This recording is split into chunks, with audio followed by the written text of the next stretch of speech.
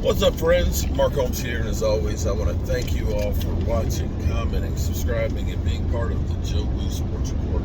Without you guys, as well as you ladies, you know that this literally does not work. It's been a long day. It's actually a lot. I was hoping I was already going to be home by now, but because I'm hungry.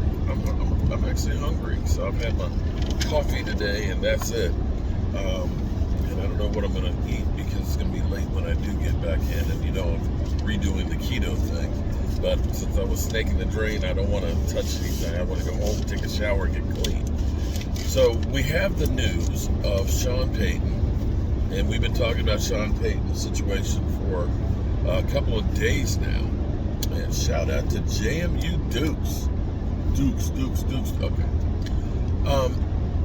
I try and think outside the box. Okay, I try and give you a different perspective than what you're getting.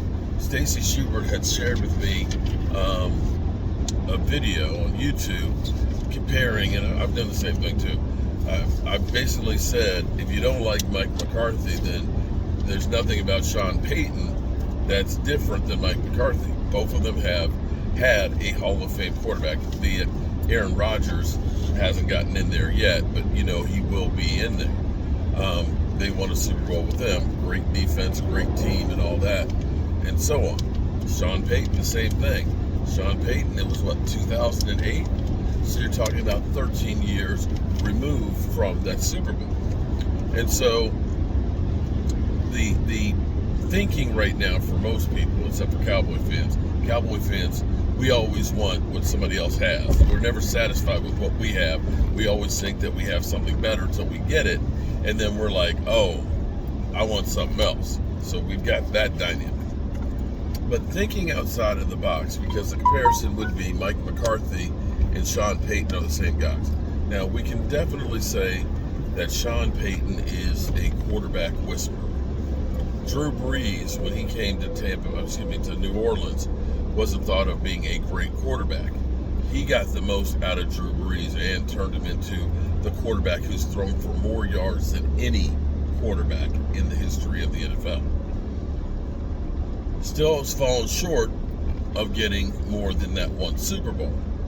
But instead of comparing him to Mike McCarthy, okay, let's get away from that comparison. Let's go look at another comparison that may even be better from this perspective. If you think about where Andy Reid was with the Eagles, they ended up going away from what they normally had done. Andy Reid was always great at finding talent. Andy Reid found players and had loaded rosters. Andy Reid took the Eagles to a Super Bowl. Donovan McNabb.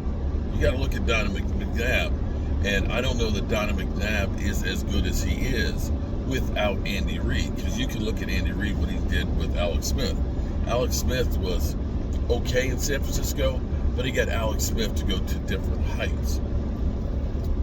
What happened with Andy Reid was they weren't patient enough to continue doing what had gotten them to be really good. They decided to be all in on free agency. And they went out and they decided, remember the dream team?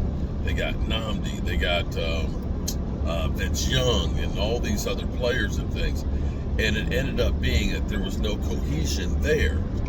And they said, Andy Reid, you're the fall guy. You got to go.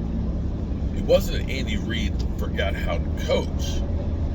It was just that the team, and this is where my father-in-law always says that fish and family start to stink after a few days, and you don't want to have either of them there for too long.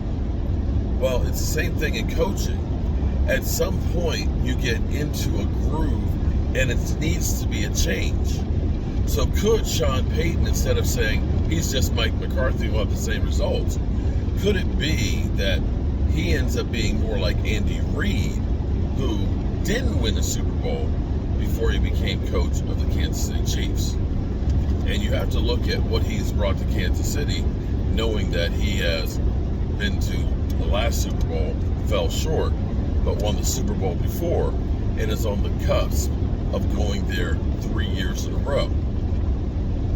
Offensively, what you've got with Andy Reid is very similar to what you have with Sean Payton. So that's the other side of the fence of, instead of saying, well, Andy Reid, Mike McCarthy, you got these results. And I'm still not completely, I don't know what I am about Mike McCarthy. I was okay with Mike McCarthy another year until I heard the press conference. That press conference just literally left a bad taste in my mouth. The whole thing of the players were nervous, and Kellen Moore, he installs the plays, so he calls the plays, and it's kind of like, okay, if you can't settle the players, and Dan Quinn coached the defense, and Kellen Moore, what are you doing? What are you doing? That's my whole back of my mind, thinking that this is crazy. But in all actuality, I don't see any way, anyhow, that Sean Payton goes now from immediately basically saying, I'm burned out, I'm tired, and all that. It's been a rough season, to now going to the pressure cooker. And believe me, it's a pressure cooker in Dallas. In New Orleans, you won a Super Bowl. We're talking about the team that was the original bags on their head. He will forever be revered, just like Drew Brees in New Orleans, for doing that. That pressure there versus being in the spotlight of the Dallas Cowboys again, man, I think that he will probably be in the booth for a year, get his mind right, get himself in shape, because it'll be a marathon dealing with the Cowboys, if that is the case. But if it's not the Cowboys, you see how many people want to talk to Kellen Moore. Kellen Moore ain't done jack. Kellen Moore's still wet behind the ears. You let Sean Payton sit for a year, any place he wants to go, he can write his ticket. You think that John Gruden getting $10 million was a big payday? That'll be chump change to what Sean Payton would be able to muster. So why, per se, settle for the Cowboys if there's a better one out there? Just putting it out there. We all think that the Dallas Cowboys and the microscope that they're under is a great job, but is it? I don't know. You kind of look at it and say, maybe it's just a place that you can't win. You had Bill Parcells there. Jason Garrett was thought to be really good. Now you got Mike McCarthy. I don't know. I wish I had the answers, but it doesn't matter what answers I come up with, because in the end, it's the man who's writing the checks who has all to say. And the bottom line is this means Mike McCarthy won't go anywhere this year. So strap on and get that stuck in your head that Mike McCarthy will be here as coach of the Dallas Cowboys.